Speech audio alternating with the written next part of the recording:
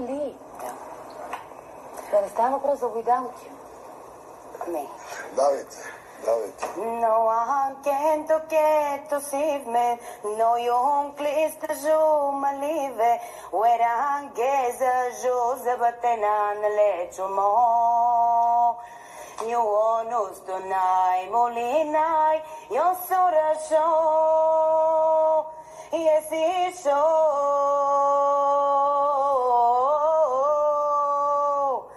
Can't live to live without you. Can't live. I can't live anymore. Can't live to live without you. Can't live anymore.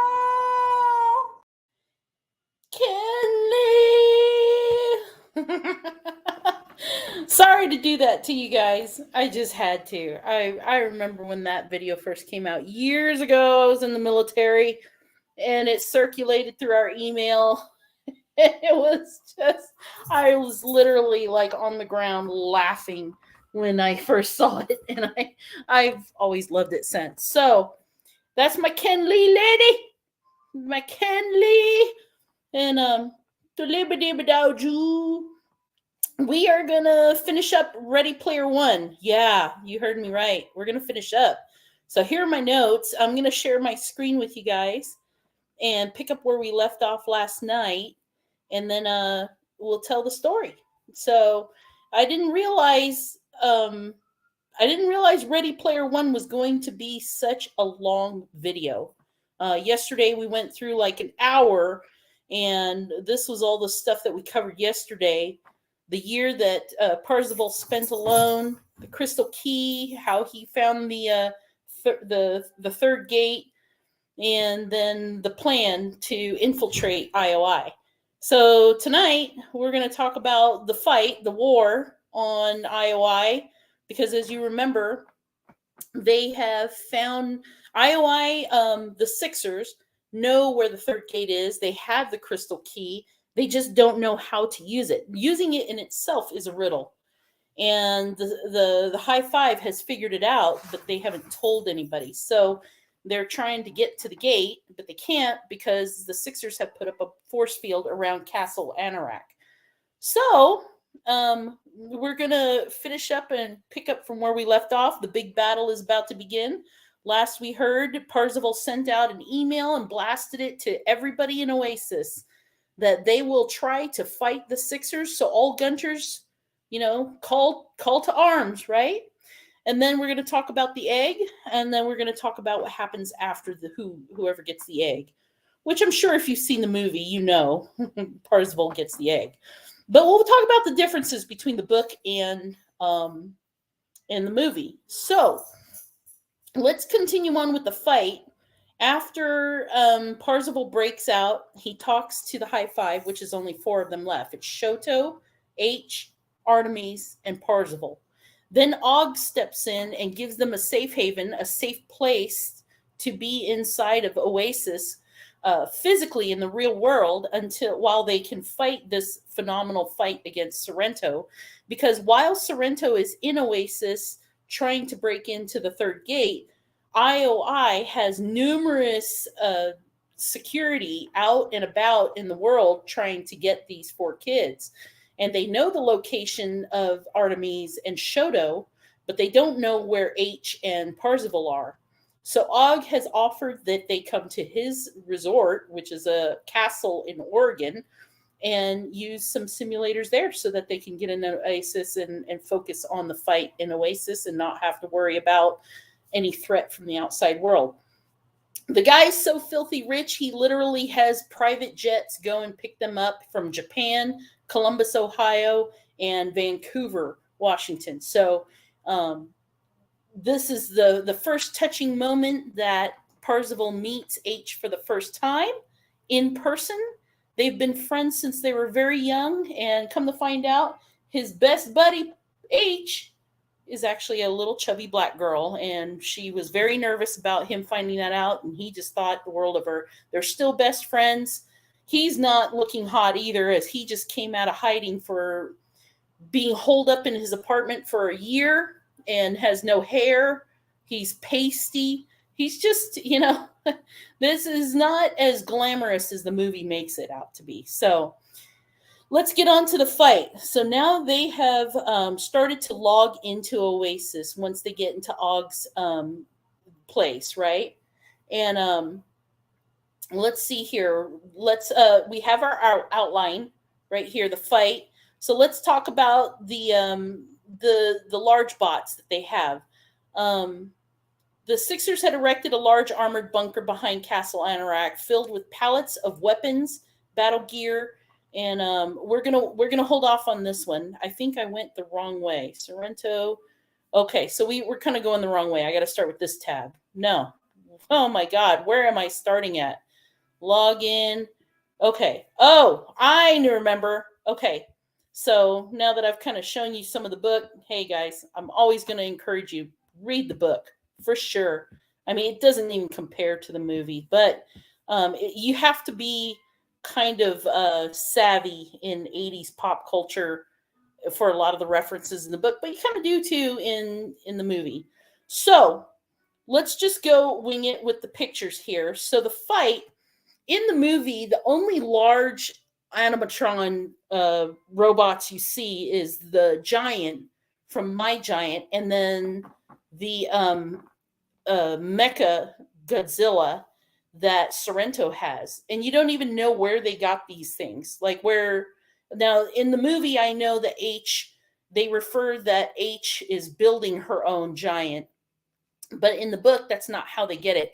In the book, when you have to go through the second gate, after you defeat the second gate, you not only get the crystal key, but an inventory pops up. And obviously, the first person to get the first crystal key gets to pick the coolest mech, which is going to be Sorrento because he went through the gate first.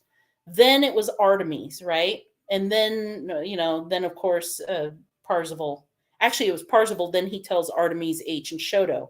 So Sorrento got to pick the Mecha Godzilla, which is probably the coolest and the badass one. Now, I know that Mecha Godzilla kind of looks like this when I remember seeing it as a toy years ago. That's not how it was portrayed in the movie, obviously. He looked a lot cooler. But, the movie's also a movie. So that's supposedly what Sorrento got because he got the first crystal key. Then Parzival picks a character called Leopardon. Okay, Leopardon or Leopardon Leopard is kind of like a Spider-Man robot cross. Looks kind of like this guy here. Okay, and you can even see they even drew Spider-Man on there and everything. I'm not real savvy with their comics and how Leopardon, what role he had in the Spider-Man comics. I just know he was affiliated with Spider-Man. He's supposed to be this thing. Now, remember, Parzival has Leopardon that he won when he got the crystal key, but he has another mega giant in his inventory that was gifted to him after Daito died. Now, remember when there was a capsule that he relinquished to Daito when he and Shoto and Daito defeated some quests together? Well, when Daito died, I told you that Shoto came to him and left a will and bequeathed this capsule to Parzival. Now, this capsule is going to enable Parzival to, it doesn't become a robot, but it allows his character to become Ultraman. I didn't find the picture of Ultraman because I just assume everybody knows what Ultraman looks like. If you don't, oh my God. I mean, he's like he's an 80s icon of kids' movies. And every episode was the same, just a different monster, different guy in a costume, okay? So the next three, Shoto, Artemis, and H, they when they obtain the crystal key, the characters that they pick, well, obviously, Artemis is going to choose a female character, which is this one called MinervaX. Now she's kind of a counterpart to this character here. I just remember it was Z was the notifier for him. So she chooses this mecha robot as her giant character. In the movie, she doesn't even have one. She ends up jumping on the giant that H is, but she doesn't have her own. Well, in the book, they each have their own, and when they approach the Castle Anorak to start this fight, well, I'll tell you about that in a minute. But H decided to choose Gundam, which is actually this character here. Now, if you were in Japan or you know about Gundam, this is what is the character? I think it was like 28 L28 or something like that. So when I lived in Japan for a year, I was only 7 years old. So they had these comics with Gundam, and it was very, very difficult to find any that were in English. And even when they were in English, the comics read like a Japanese book. They read right to left in the pages and top to bottom for the words. So it was different. But I read a lot of Gundam comics and Robotech and all that, and I enjoyed it. So H picks Gundam, right? And then Shoto, he picks a different kind of mech robot called Raideen, which I'm not familiar with the comic of this one, but I have seen this character. I just don't know the storyline. So the point is, each and every one of them have a giant mech that they can fight with. So what happens is Parzival immediately gets into the simulator once he gets to Og. He and H get to Ogden's castle, and they hop into the simulator, right? Once they hop into the simulator, they immediately show up in their safe place, which for Parzival is his hideout, right? And he doesn't even get into any of his ships. He has like an X-Wing fighter and another one that is kind of fashioned after Back to the Future. Instead, he pulls out the Leopardon icon and he opens it up, and when he does, he rides that toward Castle Anorak. Now, when he gets to Castle Anorak, and I don't understand why I didn't find this on the reads, because I mean, I thought it was a pretty significant part, but maybe I missed it. I don't know. But anyways, maybe it's up here. The planet grew larger and cockpit window. Yeah, I think it's up here. Oh yeah, here we go. He took a deep breath, was ready to rock. He logs in. Plan is in motion. He didn't think he would live this long, so he's surprised. But he's got a plan in motion for the trap that he set within IOI. And then he pulls out Leopardon. There he is, right? He hears a ringing of metal. It turns into a giant robot. He gazed up at the towering robot. It's amazing, right? Okay, then he gets inside. He hops in, starts in, and then when he emerges from the Stargate at Sector 10, this is where I was looking for. Sector 10 is where the Castle Anorak is, right? And he says his screen lit up like a Christmas tree. Thousands of space vehicles of every make and model were crawling through the starry blackness around me. So not only did his email get to everybody in Oasis, but everybody in Oasis showed up. I mean, all the Gunters, and not just Gunters, but more than that. But he was a little bit, he was a little bit worried, but a little bit exuberant. I mean, because what Artemis had mentioned during their discussion of this plan was that there was a chance that a lot of these avatars were only going to show up to watch, and they may not have any intention of actually risking their lives to fight the Sixers. But as he reads on, he had transformed Leopardon into the Marveler, which is like a jet version of the robot. And then, of course, he comes up closer and he sees H, Artemis, and Shoto that had selected their robots, and they were standing there waiting for him. So RX-78 Gundam, that's the one that that H picked. That's the one that I read the comic on. So he finally shows up, and his robot landed on one knee. The impact shook the ground, stood upright, and then the people began to cheer, Parzival, Parzival. And of course, Artemis says, nice entrance, you big show off. Did you show up late on purpose? So it was very dramatic. Now, if you remember in the movie, it was dramatic too. I mean, come on. He was standing there in an empty valley saying, you know, all people of Gunters, and he does this announcement, fight now. And then when everybody thought that nobody was going to respond, then all the avatars started to arrive. On this one, it's a little different. All the avatars had been apparently showing up since, like, I think he says it right here, spitting out avatars since last night, right? So people have been ready for this moment. They came for the fight. So they're talking a little bit about GSS and the servers and how this is probably going to overload the servers. But whatever it is, they're ready. But they have to wait until noon because the shield is still up. And if Parzival's plan goes off canter, Shoto says it right here, it's going to be pretty embarrassing, right?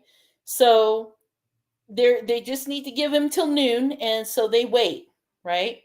Then out of Castle Anorak, there's a single sixer avatar emerging from within, and it's Sorrento. He's grinning, right?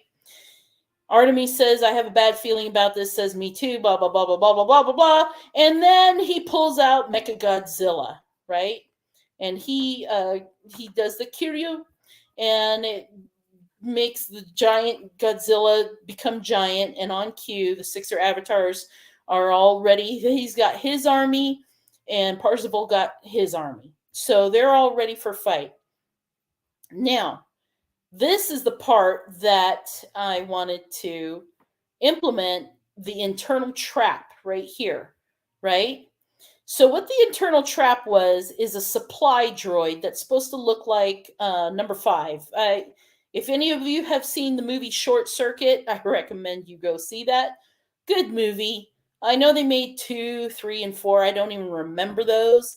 I just remember High Five Alive. It's basically your preemptive programming of a movie about a robot that has feelings, okay? In this, when Parzival was an indentured servant and he was hacking into IOI's system, he programmed one of these supply droids to just pre-programmed it to make its way over to where the shield was being emitted from, right? And so SD3 lifted the octahedron in its arms, right? And friction induction bomb. It had a bomb on it.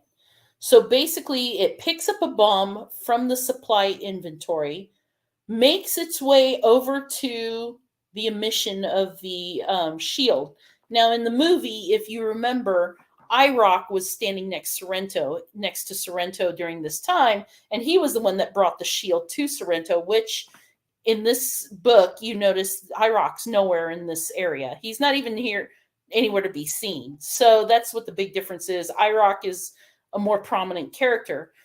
Also, in the movie, Samantha is already inside of IOI by accident because she had been captured, and she decides to hack into Sorrento's pod and figure out what the shield is, and a counter spell to shut it off.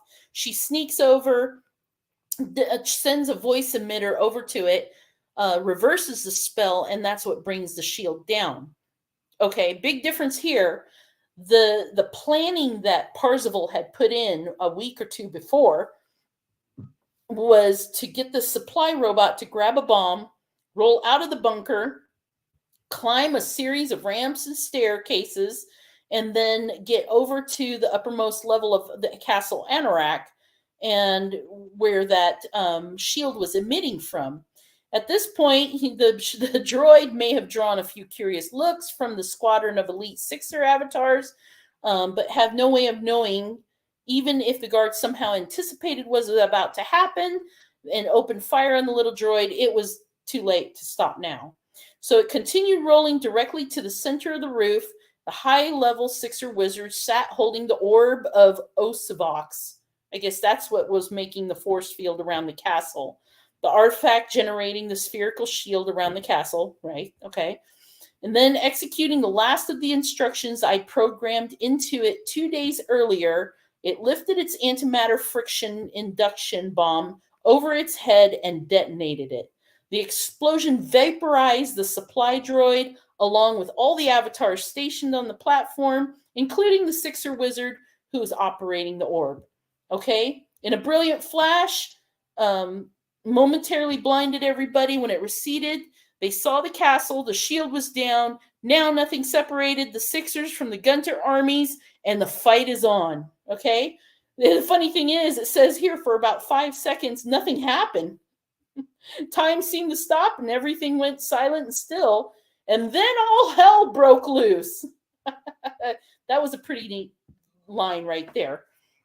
So then there's a fight that commences. And just as any movie would show you, a fight is going to be a fight. I mean, you're going to have people shooting at each other, slicing at each other. And then somewhere in that, let's get over here to the notes. So basically, Parzival, Artemis, H, and Shoto have a crystal key. Okay? They know that it takes 3 of them to open the 3rd gate. That's the problem with Sorrento. He has not figured that out.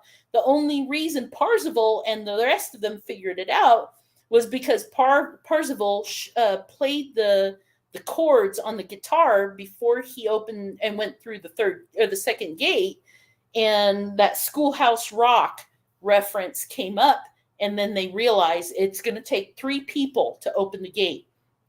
And in doing so, out of the 4 of them, they realize that they might get killed. They just know that the biggest challenge is to make sure that if somebody gets killed, 3 out of 4 of them have to make it to the gate. Unfortunately, Shoto gets killed. Okay? He's trying to take out the Mechagodzilla, and he ends up getting killed by the Mechagodzilla. I think he gets stepped on or something like that. So I'll go ahead and close this. And then here it says Sorrento had just killed Shoto's avatar and robbing him of the chance. But the sword that his avatar was using was still there. And so I guess it kind of like disabled the Mechagodzilla. So while he was kind of decrepit, that's when Parzival pulls out the beta capsule that he got from Daito. And in a blinding flash, he becomes Ultraman right there. Ultraman. So the Mechagodzilla stopped shrieking and thrashing. It gazed and had been pointed down on the ground that where my avatar had stood a second earlier, and now its head slowly tilted up. So now Sorrento knows he's in trouble. As a matter of fact, his mech took several awkward steps backward, and its eyes began to glow again.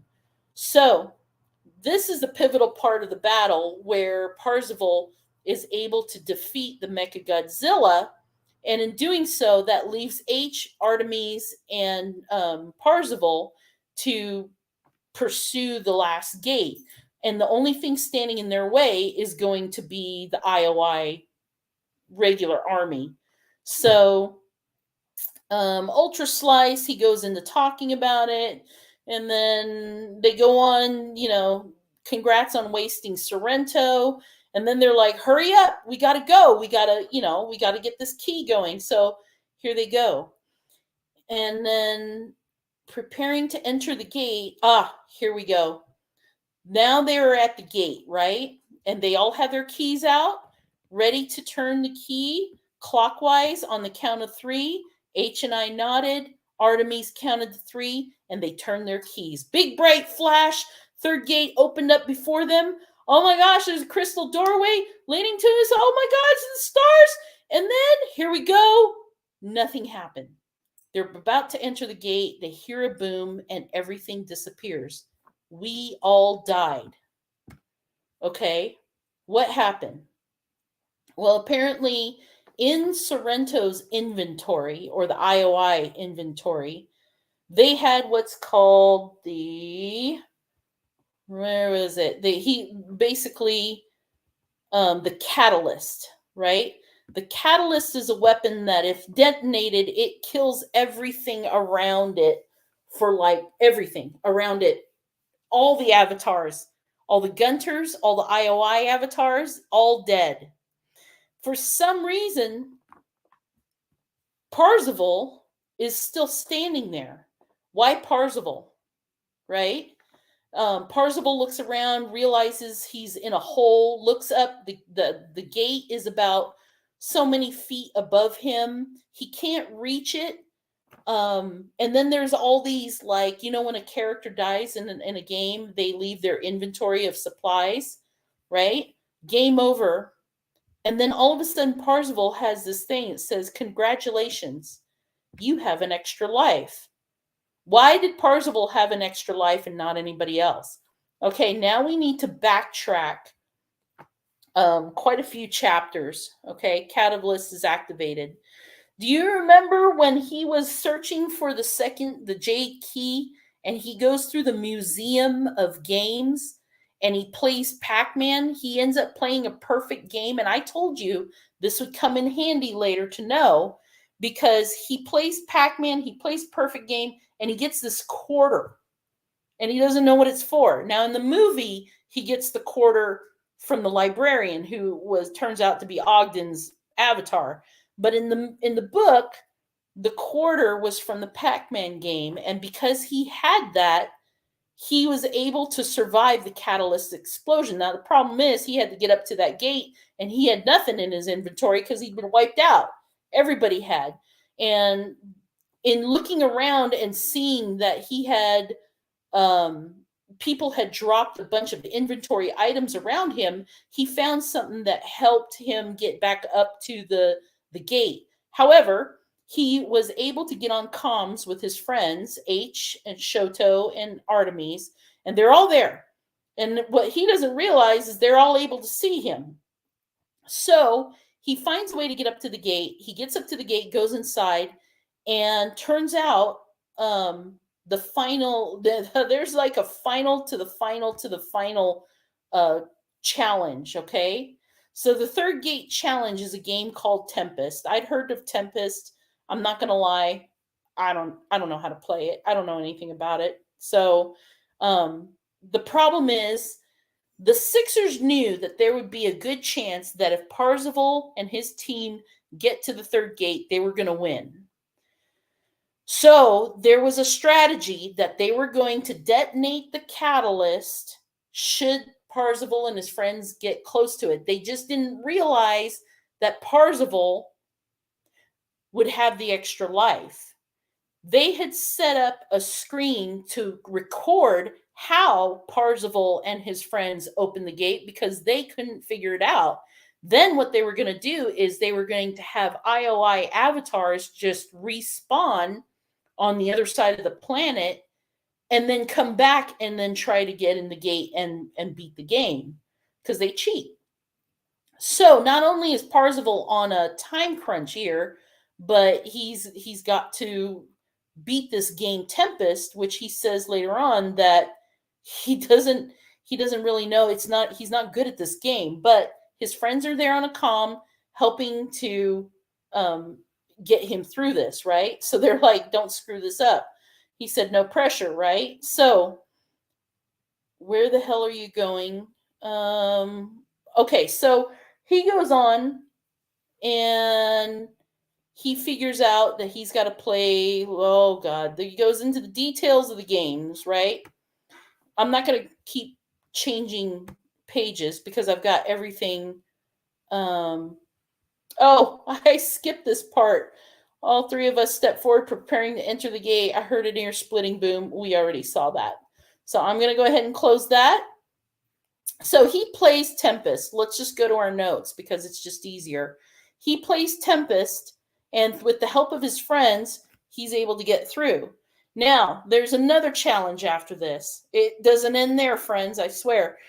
He ends up in Monty Python's The Holy Grail, right? And in doing so, with Monty Python's movie playing, it's just like the other challenge where he had to beat war games. Okay, I'm at 30 minutes already, so I need to like hurry this along. So he has to recall the lines of Monty Python's Holy Grail, and his friends help him through that. And he in order to get past that part, he basically has to go through the whole game. Then the next thing he finds, he's in one final challenge. He finds himself in James Halliday's private library up in Castle Anorak, and there's a computer there, and he tries to log into the computer to play one final game, but he doesn't know the passcode. He tries Halliday, he tries Kira, he tries Ogden, and so he keeps getting the connection terminated. He tried Zaphod, the name of his pet fish, Tiberius. Nothing worked, right? And he was running out of time. Then finally, he remembers Ogdemaro's biography, which Lukosha, now this is a D&D game, I guess Lukosha was the name of Kira Morrow, the lady that James Halliday was in love with. Her character name was Lukosha. So he tried it again, and Lukosha was the password. So he gets in, and it activates this Atari 2600, right? And then he gets into this secret room. He grabs a sword, and he plays the game, and he beats the game, right? But unlike the original Atari game, this secret room didn't contain the name of Warren Robinett, the adventure's original programmer. Instead, at the very center of the screen, there was a large, white, oval, pixelated edges of an egg. The egg. So he puts the cursor over that, and the egg appears, and there we go. Parzival obtains the egg, right? So now, after getting the egg, an image of James Halliday appears. It's like an AI, right? This AI is Halliday saying, "You win. Congratulations. The game is over, and it's time for you to receive your prize." So he has this conversation with James Halliday's artificial intelligence, and James Halliday basically gives a slight interaction speech with Parzival, saying that I'm entrusting the care of Oasis to you now. Whatever you want. Your avatar is immortal. It's all powerful, just like Halliday was. So he says, do me a favor, try and use your powers for good, okay? And so Halliday smiles, and let's see. He shows him one last thing, the big red button. Halliday tells him, if ever there is an occasion where Oasis needs to be shut down forever, he said, hit the big red button. Not saying that you should or would, maybe have to, but if you ever find the cause to do it, this is how you do it. And only you can do it. Now, this becomes an important point in the second book. But he gives him this speech, and he says, when I realize, as terrifying and painful as reality can be, it's also the only place where you can find true happiness, because reality is real. Do you understand? And in Parzival, it's kind of like his advice. I realized that in the movie, his speech to Parzival was, in reality, it's the only place where you can get a hot meal, which is probably true too. If you read the second book, it changes, but you'll only get it if you read the second book. After this conversation, bear in mind that everybody in the world was able to watch Parzival, including his winning of the egg, but not this conversation, especially about the big red button. Then all of a sudden, he's zapped back to reality, and I guess, don't make the same mistake I did. Don't hide in here forever. Okay? He says, good luck. Thanks for playing the game. And then he was completely gone. Then Parzival's like, are you guys there? H and them are all there. They're excited for him. I forgot an important part. Before Parzival went into the last gate, one thing I wanted to make clear is before he went into the last gate to defeat the last challenge, he tells his friends, listen, if I get this egg, I'm splitting this with you guys. And they're like, no, what? Are you crazy? And he's like, no, this is what I want to do. So now he has the egg, right? And so let me go ahead and he's excited because now he's done. He comes out of the simulator and Ogden's there and he tells Parzival, he's like, listen, chief executives from the company arrived. They're all waiting upstairs. As you can imagine, they're anxious to speak with you. Now Parzival's got lawyers. He's got lawyers and he's got more lawyers that are going to be working for him. And Og is just thrilled for him, but he says his friends, they're waiting for you. They're still in their immersion base holding an impromptu online press conference for you. But Artemis Bay was empty. And he asked, where did she go? And he grinned and says, up those stairs, she's waiting for him. So here's Parzival, Wade Watts. He's going out into the real world, no hair, pasty and pale, just been through hell, never met this woman, and he goes outside and he finds her, right? I love this part of the book. And then I saw her. She was sitting on a stone bench staring into the fountain. She had her back to me. She's afraid to face Wade, right? And he was afraid to move any closer, but he says hello. She lifted her head, but she wouldn't turn around. Why? Because she's hiding her face, right? She says hello. The voice he'd spent so many hours listening to, and he gave him courage. He went forward. He stood directly in front of her, and she turned her head away, right? She's afraid to look at him, but he could see her. And he says she looks just like she did in the photo. Romanesque body, same pale freckled skin, same hazel eyes, raven hair, right? Beautiful round face, and that reddish birthmark. Unlike that photo, she wasn't trying to hide the birthmark anymore. She swept her hair off to the side and brushed it back. And he waited there in silence, and then he says, you look just like I always pictured you. Beautiful. Beautiful, right? Of course, she has her insecurities, as all women do. We're going to sit there and argue with you as to why we don't think you think that you should think we're beautiful, right? She says, but ugly. No. Then she realizes he doesn't look the way she thought, but she tells him her name is Samantha. He's Wade. Nice to finally meet you both, right? So what happens now? He said, we're going to use all of the moolah we just won to feed everyone on the planet. We're going to make the world a better place, right? And she grins. And that's a conversation that they had during the book. And he tells her, I'm in love with you. And then she kisses him. And so he does mention that I'm extremely rich. And she finally admits that she did love him very much. She really missed him. And his heart was on fire. The best line, I think, in this is when she finally kisses him, he had absolutely no desire to log back into Oasis. That is literally the last line.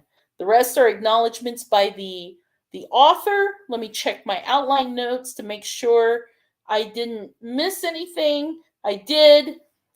By the way, since he had infinite power in the Oasis, the first thing he did before he left that pod and met Ogden and met Samantha was that he resurrected all the Gunters that helped them fight the big war, restocked their inventory and everything. I hate to punctuate that at the very end because I think that kiss and that last line was probably the best part, but that's the way I roll. So these outline notes that I wrote here are in the description of the video so that you guys will have it if you should ever need to reference back and find out how the story ends. But I'm at 40 minutes. I know I went for an hour yesterday. I thought I would be able to crunch this down to 1 hour, but I failed. But that's okay because now you guys know the whole story. Check out my next video that I made. I already made it actually, about the book Ready Player 2. Extremely weird. Extremely weird. I mean, it's just as weird can get. But I was able to talk about the whole book in one video, which is interesting. And as you remember, if you saw the movie Ready Player One, they had a cute little thing at the end where Wade and Samantha had decided that Tuesdays and Thursdays they would shut down Oasis, and the very ending, Sorrento chases them down with a gun and all this stuff. Just a side note, in the book, they do mention that Sorrento has lawyers, even though that they would be accusing him of the crime of attacking the stacks and blowing up all those people. I guess Parzival said, well, he's got all these lawyers to defend him. I don't think he's going to, get indicted or whatever. And then H points out, well, now you have enough lawyers too. So there's going to be a power struggle, and it is mentioned in the next book. So check out the Ready Player 2. And as always, I always encourage you guys to pick up the book and read it. If not, like I said, you can get on the internet here where I found these books. Go to freenovelreads.com or just Google free novel reads and click on the link. And then up in the search bar, type in Ready Player One, and both books will pop up, Ready Player One and Ready Player Two. Ready Player Two was a little creepy to me. The futuristic stuff kind of freaks me out, but it's still a good book. It's just a lot more emotional and heart-wrenching, so it's hard for me. I'm not really into that, but it's still good 80s reference. So I gotta go, guys. It's getting late, and I'm just glad that I finally finished up the story. I'm working on a couple more books, and I'll let you know as soon as I get those out, and I'll post them. But I hope that this helped you kind of understand the difference between the book and the movie of Ready Player One. I like both of them. I like both. Their individual takes and individual challenges were different. It's like having two different books about the same story, both just as good as the other one. So, all right, nerdy birdies, I'm out.